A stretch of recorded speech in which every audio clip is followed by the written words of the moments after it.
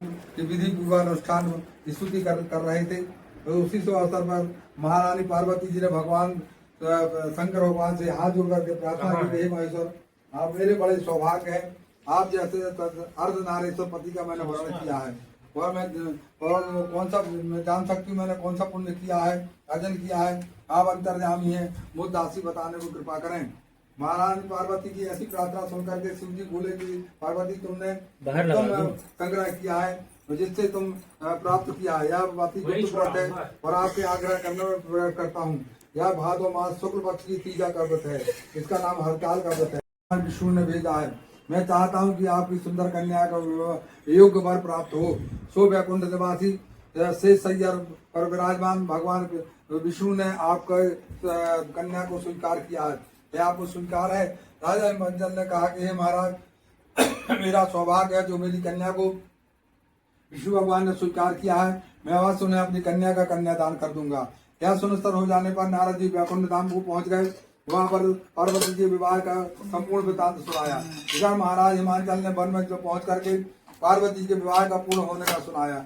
जब राजा हिमाचल ने कहा कि वन में पहुंच करके पार्वती जी से भगवान विष्णु के विवाह होना निश्चित सुना हो चुका है, ऐसा सुन करके पार्वती जी को महान दुख हुआ। उस दुख के बहन वो करके वो अपनी सहेलियों के पास पहुंच गई, वो विलाप करने लगी।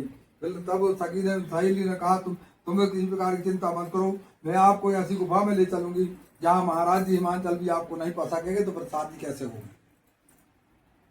वहां सहेलियों से हिमाचल गुफा में विलीन हो गई। तब महाराज हिमाचल घबरा करके पार्वती को ढूंढते हुए विलाप करने लगे, मैंने विष्णु भगवान को वचन दिया है वह कैसे पूर्ण होगा, ऐसा कह करके मूर्छित हो गए। तब सभी प्रवासियों को साथ लेकर के ढूंढने की महाराज जी ने पदार्पण किया।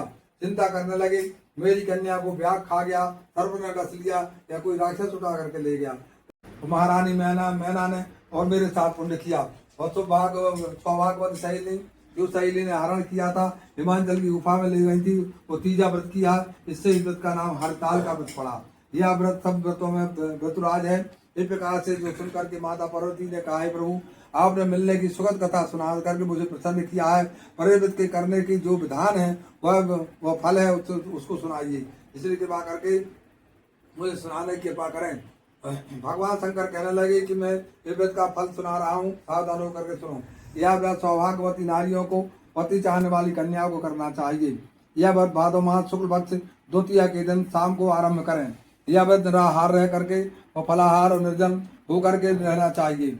भगवान शिव पार्वती जी की प्रतिमा स्वर्ण के साथ स्थापित करके और केले के फल और पुष्प आदि से खम्भे स्थापित करके रेशमी वस्त्र चंदोवर तान करके बंदर माल लगा करके भगवान शिव की मूर्ति बालू की लिंग स्थापना करके पूजन करके वैदिक मंत्र द्वारा गौरी घंटा और धान आदि मंजीरे से उनका स्वागत करना चाहिए, पूजन करना चाहिए और पकवान फल जो भी मिष्ठान हो भोग लगाना चाहिए, अर्पण करें। ब्राह्मणों को वस्त्र पान आदि श्रद्धा से युक्त देना चाहिए। भगवान शिव के प्रति वस्तु को सिद्धांत मंत्र से चढ़ाते हुए ओम नमः शिवाय ऐसा कह करके हर वस्तु चढ़ाना चाहिए, समर्पित करना चाहिए। प्रार्थना करते समय अपनी मनोकामना भगवान से प्रेरित करें, प्रणाम करें, फिर पार्वती से भगवान की प्रार्थना करें।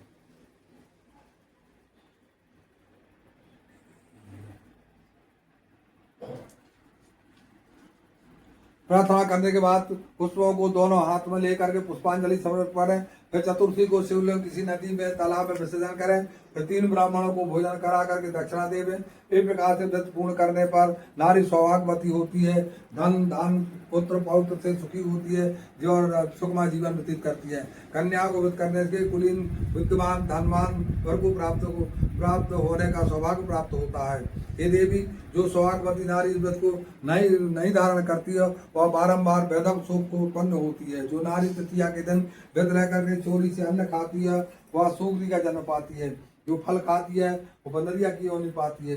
जो जल पीती है वह जौक का जन्म पाती है। जो दूध पीती है वह सर्पली का जन्म पाती है। जो मांस खाती है वह बाघनी होती है और जो दही खाती है वह बिल्ली का जन्म पाती है। जो मिठाई खाती है वह चींटी के जन्म धारण करती है और जो सब चीजें खाती है वह मक्खी का जन्म लेती है। उस दिन जो सोती है अजगर की योनि को प्राप्त होती है। हे उमा, जो नारी अपने पति को धोखा देती है वह दूसरे जन्म में मुर्गी का धारण करती है। वही उमा जो इस प्रकार को सिद्धा विधि के धारण करती है, वह मुझसा पति प्राप्त करके और दूसरे जन्म में तुम्हारे समान रूपवान होकर के इस संसार सागर में अतंत सुख भोग करके और अंत में शिवलोक को प्राप्त होती है। बोले शंकर भगवान की जय।